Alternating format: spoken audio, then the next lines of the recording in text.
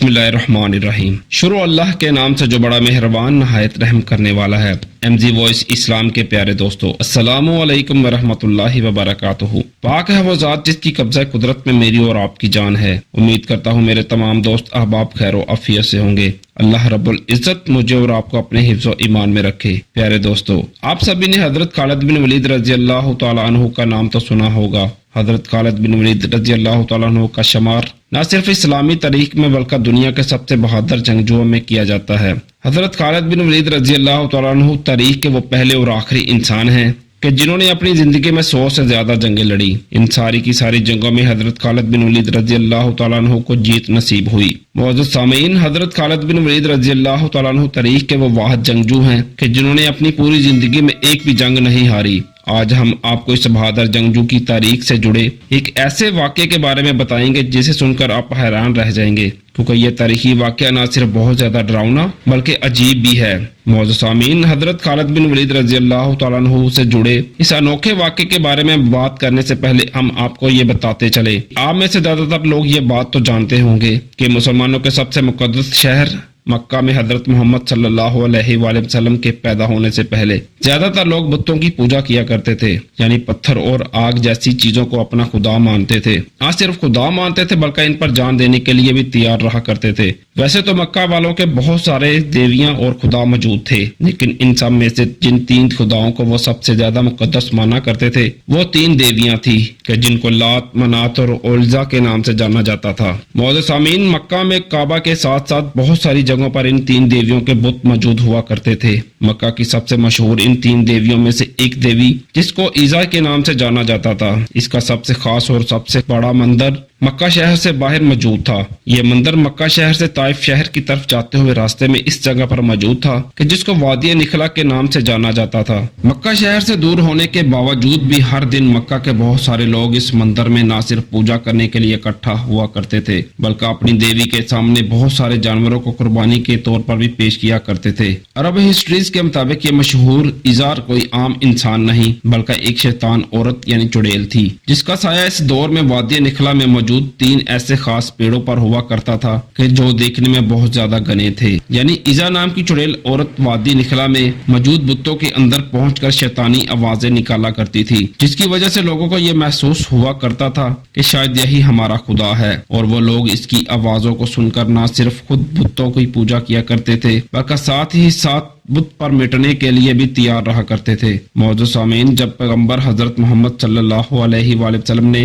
مکہ شہر میں اپنے نبی ہونے کا اعلان کیا تو مکہ کے لوگوں نے بہت ساری چیزوں کے ساتھ ساتھ اس دیوی کی بھی عبادت کرنے سے منع کیا اور ان کو سمجھایا کہ یہ کوئی تمہارا خدا نہیں بلکہ ایک شیطان ہے کہ جو تم لوگوں کو گمراہ کر رہا ہے۔ اس پر مکہ کے لوگوں نے نہ صرف پیغمبر حضرت محمد صلی اللہ علیہ وآلہ وسلم کی بات ماننے سے انکار کیا بلکہ ان سے اتنے زیادہ ناراض ہو گئے کہ ان کے اوپر طرح طرح کے ظلم و ستم بھی کرنے لگے۔ معزز سامعین، اتنے خطرناک ظلم و ستم کے جس کی وجہ سے مسلمانوں کے آخری نبی حضرت محمد صلی اللہ علیہ وآلہ وسلم کو مکہ شہر چھوڑ کر مدینے کی طرف جانا پڑا، لیکن خوش قسمتی سے 10 سال گزرنے سے پہلے ہی پیغمبر حضرت محمد صلی اللہ علیہ وآلہ وسلم ایک بار پھر سے مکہ شہر میں واپس آئے۔ پیغمبر حضرت محمد صلی اللہ علیہ وآلہ وسلم مکہ شہر میں ایک عام انسان کی حیثیت سے نہیں بلکہ فاتح مکہ کی حیثیت سے آئے۔ آپ کو بتاتا چلوں کہ 629 عیسوی میں مسلمانوں کی فوج نے پیغمبر حضرت محمد صلی اللہ علیہ وآلہ وسلم کی لیڈرشپ میں مکہ شہر کو پوری طرح سے فتح کر لیا۔ مکہ کے فتح ہونے کے بعد جب شہر کا پورا کنٹرول پیارے آقا حضرت محمد صلی اللہ علیہ وآلہ وسلم کے ہاتھوں میں آ گیا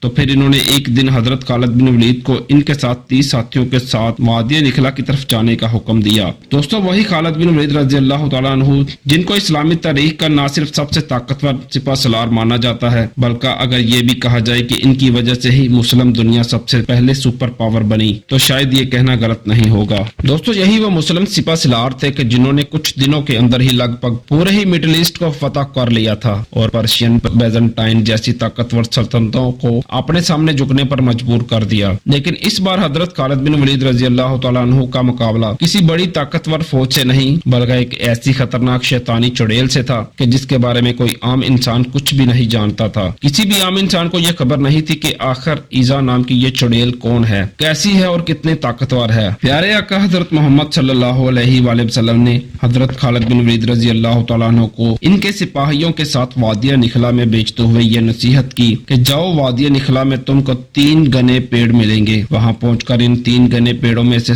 पहले पेड़ को काट देना और इसके बाद वापस आ जाना। ये हुक्म मिलते ही हजरत खालिद बिन वलीद रजी अल्लाह तआला अन्हु वादिया निखला में पहुंचे और 3 घने पेड़ों में से पहले पेड़ को काट दिया और इसके बाद अपने सिपाहियों के साथ मक्का वापस आ गए। मक्का वापस आने के बाद हजरत मोहम्मद सल्लल्लाहु अलैहि वसल्लम ने हजरत खालिद बिन वलीद से पूछा कि ए खालिद, क्या तुझे वहाँ कुछ दिखाई दिया? इस पर खालिद बिन वलीद रजी अल्लाह तआला अन्हु ने कहा कि नहीं, मुझे वहाँ कुछ नहीं दिखाई दिया। मोअज़्ज़िज़ सामीन, इस पर पैगंबर हजरत मोहम्मद सल्लल्लाहु अलैहि वसल्लम ने कहा, खालिद वापस जाओ और दूसरे पेड़ को भी काट डालो। हजरत खालिद बिन वलीद ने हुक्म मिलते ही दूसरे पेड़ को काटने के बाद जब मक्का शहर में वापस आए, एक बार फिर से पैगंबर हजरत मोहम्मद सल्लल्लाहु अलैहि वसल्लम ने वही सवाल किया और इनसे कहा कि ए खालिद, दूसरे पेड़ को काटते वक्त तुम्हें वहाँ कुछ दिखाई दिया? इस पर खालिद बिन वलीद रज़ी अल्लाह तआला अन्हु ने फिर से वही जवाब दिया। इन्होंने कहा नहीं, मुझे वहाँ कुछ नहीं दिखाई दिया। इस पर एक बार फिर हजरत मोहम्मद सल्लल्लाहु अलैहि वसल्लम ने कहा कि खालिद वापस जाओ और तीसरे पेड़ को भी काट डालो।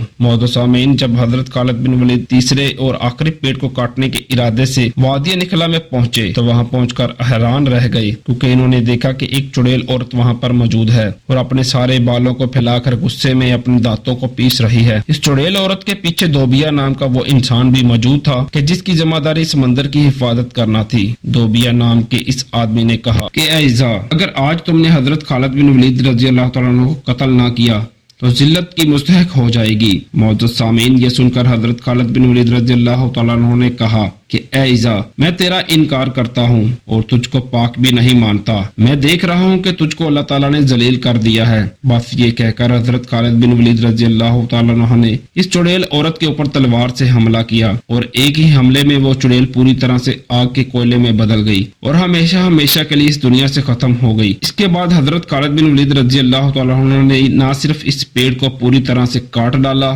बल्कि इस आदमी को भी कत्ल कर दिया जो ईज़ा को हजरत खालिद बिन वलीद रज़ी अल्लाह तआला अन्हु पर हमला करने के लिए उकसा रहा था। मौजूद सामीन, इसके बाद हजरत खालिद बिन वलीद रज़ी अल्लाह तआला अन्हु मक्का शहर में वापस आए और पैगंबर हजरत मोहम्मद सल्लल्लाहु अलैहि वसल्लम के सामने ये सारा किस्सा सुनाया। ये सुनकर प्यारे आका हजरत मोहम्मद सल्लल्लाहु अलैहि वसल्लम ने कहा कि खालिद बिन वलीद, वो कोई आम चुड़ैल नहीं बल्कि वो बहुत बड़ी शैतानी ईज़ा नामी चुड़ैल थी जो हमेशा हमेशा के लिए खत्म हो गई।